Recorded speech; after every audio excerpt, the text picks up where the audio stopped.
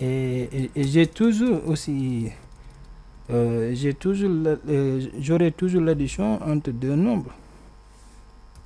J'ai toujours l'addition entre deux nombres et maintenant on obtient x plus y. On obtient x plus y avec x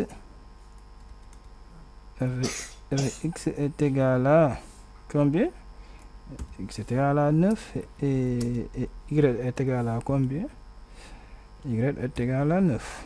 Y est égal à 3. Excusez-moi. Y est égal à 3. C'est comme ça on fait un algorithme. Un algorithme, en général, le problème, ça porte sur un cas particulier et on amène ça. On amène le problème à son cas général. Maintenant, que représente x et y? Que représente x et y? X et y ici, on les appelle des objets. X et y. X et y. X et y. Bon. On n'est pas obligé que ça soit des en majuscule. X et y sont des objets. X et y sont des objets.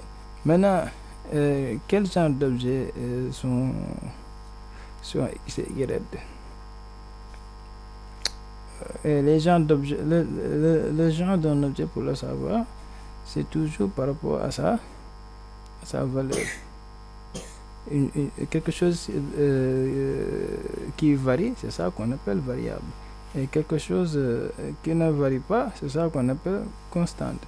Mais on voit que x a pris 2 ici et après x a pris 9. Donc x est en train de varier. Donc x et y sont des objets variables.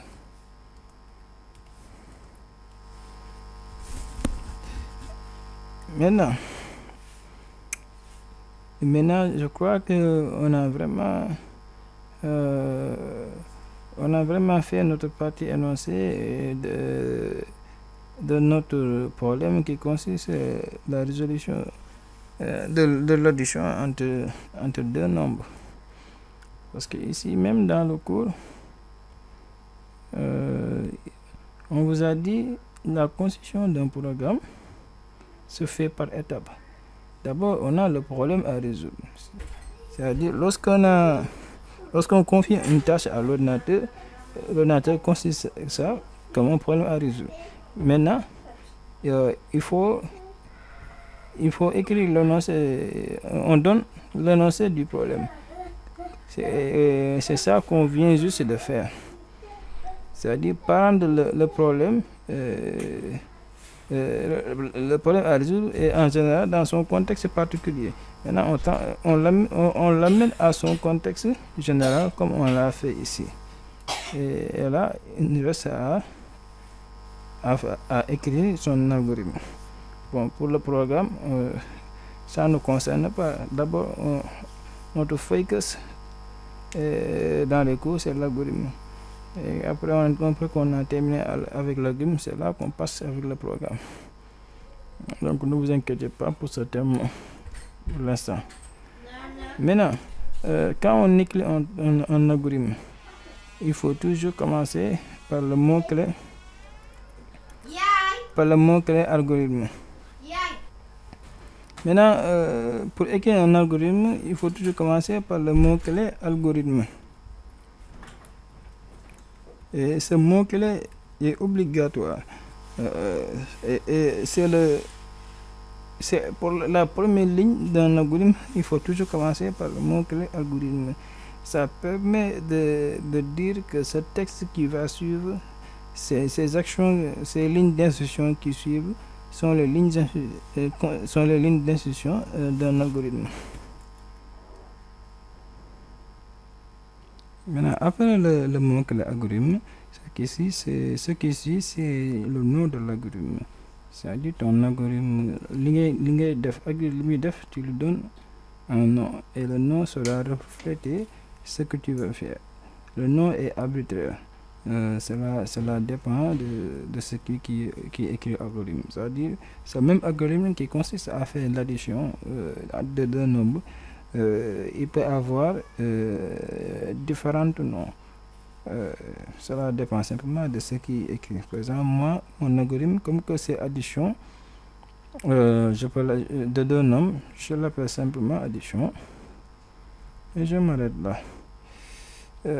Quelqu'un d'autre pouvait faire addition entier. Quelqu'un pouvait faire addition entier. Mais moi, cela dépend, hein, parce que le nom là, c'est arbitraire. Hein. Et moi, je m'arrête à algorithme addition. Maintenant, ce qui reste à faire, c'est déclarer les objets qu'on va utiliser dans notre algorithme. Et comment déclarer un objet? On a dit qu'un objet, son genre, c'est variable ou constante. Et ici, dans notre algorithme, on a des objets variables. Donc, il faut simplement, si on a des variables, on commence par le mot variable avec S parce qu'on en a deux. Tu fais X, tu donnes le nom l'identificateur des variables ou bien le nom des variables. On en a X, mais c'est pas terminé, c'est pourquoi on donne encore, c'est pourquoi on met une virgule pour continuer à citer les variables. Et on a Y, et là, pour l'instant, c'est terminé. Mais ces variables sont de quel type? Ces objets variables sont de quel type? Parce qu'on a 2, 8, 9, 3. On a simplement dit l'addition de deux nombres. Un nombre peut être ces nombres peuvent être entiers, réels aussi. Mais dans notre exemple, limitons-nous aux entiers.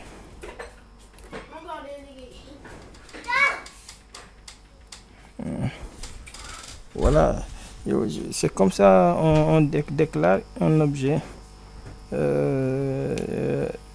dans un algorithme. C'est-à-dire pour utiliser un algorithme dans un objet, il faut toujours, pour utiliser un objet dans un algorithme, il faut toujours déclarer ça. Et on n'avait pas fait ça l'autre fois, c'est pourquoi j'en profité sur la séquence 2 pour faire ça. Et comme ça, on déclare des objets variables et après, on va pouvoir l'utiliser ensuite dans notre algorithme. Parce que c'est impossible et c'est pas possible d'utiliser un objet variable ou constant dans le corps de son algorithme sans pour autant le déclarer. C'est ça qu'on appelle une déclaration. Et une déclaration n'est rien d'autre que dire à l'ordinateur que moi j'ai des objets. Mes objets sont X, Y et ce sont des objets de type entier. Ça veut dire que ces objets, ils prennent des valeurs qui sont des entiers. Et il faut dire ça à l'ordinateur dès le début, dès le commencement de ton algorithme, pour pouvoir utiliser après ces objets dans ton algorithme.